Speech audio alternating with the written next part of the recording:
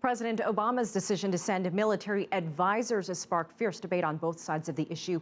Joining me here in Washington is Ari Ratner, a former appointee of the State Department and currently at the Truman National Security Project. And from Denver, Colorado, Christopher Hill, a former U.S. ambassador to Iraq. Gentlemen, thanks for joining us. And Chris, I want to start with you. You support military intervention by the U.S., but what's stopping this from becoming another decade-long war? People would say training Iraq security forces before didn't seem to be helping right now, doesn't seem to be helping right now.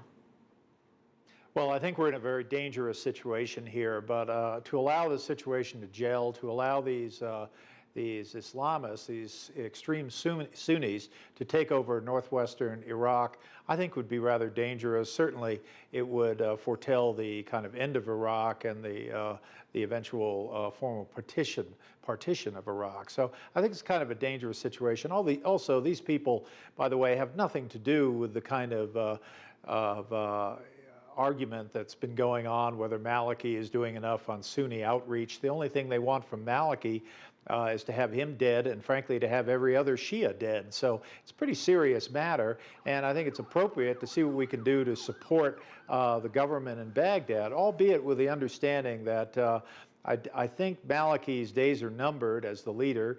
I think 2 terms is probably more than enough for him. And so, as your setup piece suggests, I think there are a lot of politicians figuring out if they can find a new person to replace Maliki. It'll probably, most likely be a Shia, who controls Shia political parties.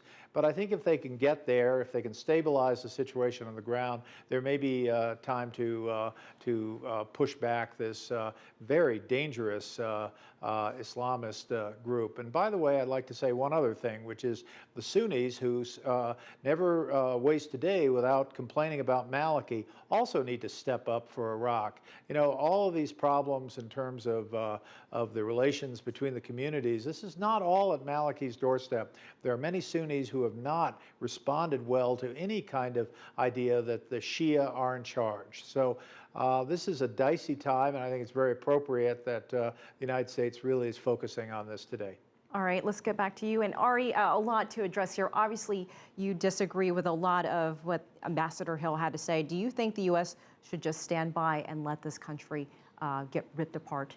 Well, I should be very clear. I don't think the U.S. should stand by and let Iraq rip apart. It has a devastating consequence, not just for Iraq, but for the entire region, which remains a very critical region, not just for the U.S., but for the entire international community. And I agree with a lot of what Ambassador Hill said. I just think when it comes to military action, we need to be asking the tough questions now. The question is not whether the U.S. should abandon Iraq. The question is what will be effective. And if we're going to conduct airstrikes, you know, we need very specific intelligence against what is a very shadowy group. There needs to be an answer of how that fits into a political context, both within Iraq, within the Shia community, within the Sunni community, within the entire system of a federal Iraq, and within the larger ramifications in the Middle East. How will this affect our relationships with Syria or Iran or Saudi Arabia, for that matter? There has to be really a concentrated political effort within Iraq and within the region to solve this. Airstrikes may be a part of that, but airstrikes alone are certainly not a solution, and they shouldn't be the first solution. Ambassador Hill, are airstrikes the answer? And if not, what should be the answer?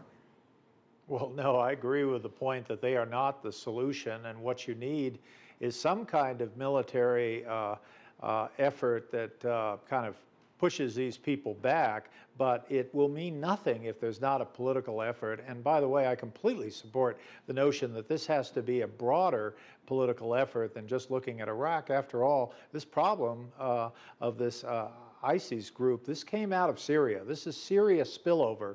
Certainly there may have been some conditions in Iraq that made it more successful in Iraq than it's been so far in other countries in the Levant, but this is definitely Syrian spillover. So I think it's very appropriate that Secretary Kerry, in addition to visiting Iraq, needs to visit some other places. We have some serious problems, some serious disagreements within the region, where we've had long-standing allies such as Saudi Arabia actually support supporting some of these Sunni insurgents, first in Syria and now spilling into Iraq. So this cries for a kind of a broader approach to the issue, and I'm certainly of the opinion that Maliki is part of the problem, but he is by no means the only part of the problem. Well, and I want to ask Ari that same question, because you have said all along, Ambassador Hill, that al-Maliki is not the guy. There are a lot of people saying that right now. What are your thoughts on him as a leader, Ari?